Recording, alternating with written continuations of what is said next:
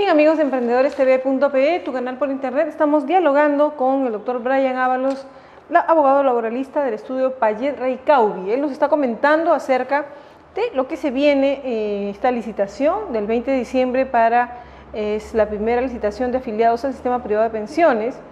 Yo le preguntaba antes de la pausa, para ver en este punto, los independientes. ¿Qué pasa con los independientes?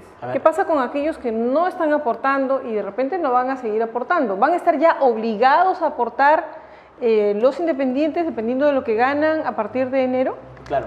Lo primero que hay que tomar en cuenta es que esta ley, la ley de reforma al sistema privado de pensiones, va a entrar en vigencia desde la publicación del reglamento 120 días posteriores a esa publicación. O sea, no va a ser en enero todavía. Parece que no.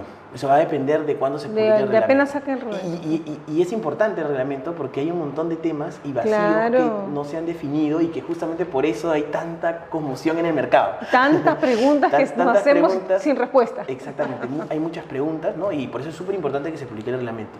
Pero un hecho curioso que, por ejemplo, y que me parece importante siempre destacar, es que cómo era el aporte antes de los independientes, ¿no? Evidentemente el aporte del independiente era facultativo, o sea, si tú querías, aportabas y ahorrabas para tu pensión. Pero ¿cuánto del 100% ahorraban para su pensión de los independientes? ¿Cuántos? 4%, hasta el año pasado. Y nada. Claro, evidentemente. Entonces, la reforma de este nuevo sistema, el sistema privado de pensiones, ha incluido a los trabajadores independientes y ha hecho un matiz.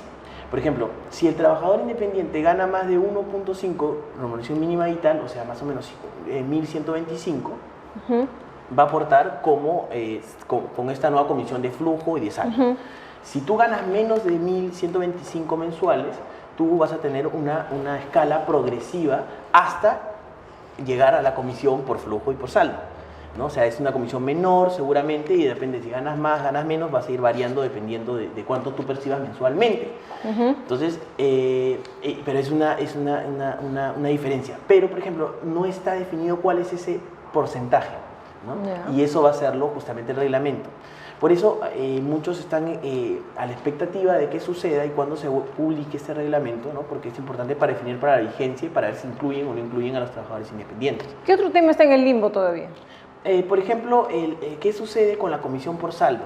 A ver, la comisión por saldo es la comisión de nuestra cuenta individual de capitalización, o sea, todo lo que venimos ahorrando mes a mes. Es ese 10% que no lo toca la AFP y que va como una especie de ahorro forzoso. Así es. ¿No? Sobre ese ahorro forzoso, las AFP van a cobrar un saldo. Entonces, si ese ahorro forzoso crece, la comisión que van a cobrar las AFP va a crecer. Así es. Entonces, por lo tanto, si yo tengo una platita, tengo 100 soles, y de repente al mes siguiente hago que esa platita ya no sea 100 soles, sino sea 120 soles. Entonces, evidentemente, mi comisión, digamos, que cobre el 10% de lo que gane. Evidentemente, si hago 101 o si hago 120, voy a crecer más mi comisión. Y además se va a ver beneficiado la persona que es ese saldo, o sea, yo, trabajador. Es decir, a la AFP le va a convenir que mi saldo de mi cuenta individual de capitalización crezca. Y ese saldo al final va a ser la que va a pagar mi pensión. Claro. Entonces, por lo tanto, es importante esta nueva comisión. Ahora, el problema y el vacío que comentamos es, por ejemplo, ¿qué sucede con el saldo que yo ya he ido acumulando sobre el tiempo?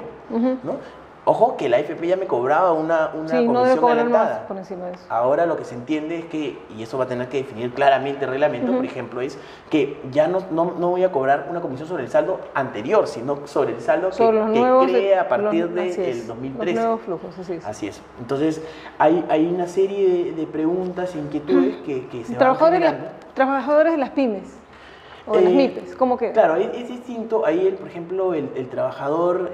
no se ha definido nada, ¿no? Sí, el trabajador de la pyme, el que dirige la pyme es un obligatorio, ¿no? Es un trabajador obligatorio a partir de esta nueva reforma para el sistema privado de pensiones y se ha definido también. Claro, lo que no se ha definido nada es con respecto a la pensión social que va a participar el Estado y va a tener una participación conjunta entre el Estado, que va a aportar un porcentaje, y el trabajador. Claro, porque allí el tema es que las personas de repente están ganando solo el mínimo. Exactamente. Entonces ahí, ¿cómo le afectas? Aun cuando sea para su propio ahorro, le vas a descontar, la persona va a decir, pero ¿cómo? Yo no gano poco, etcétera. Claro, ¿no? claro. Hay que entender que la microempresa o el sistema de MIPE es un sistema de protección para todo un sistema económico. Ojo que en el Perú las microempresas son más o menos el 80% de las empresas existentes y que mueve casi todo nuestro sistema, igual que en otros países del Asia, por ejemplo, ¿no? Entonces es súper importante tratar ese tema y esta ley de reforma lo abarca, pero va a ser definido recién en el reglamento sobre algunos aspectos sobre el aporte del Estado y el aporte del...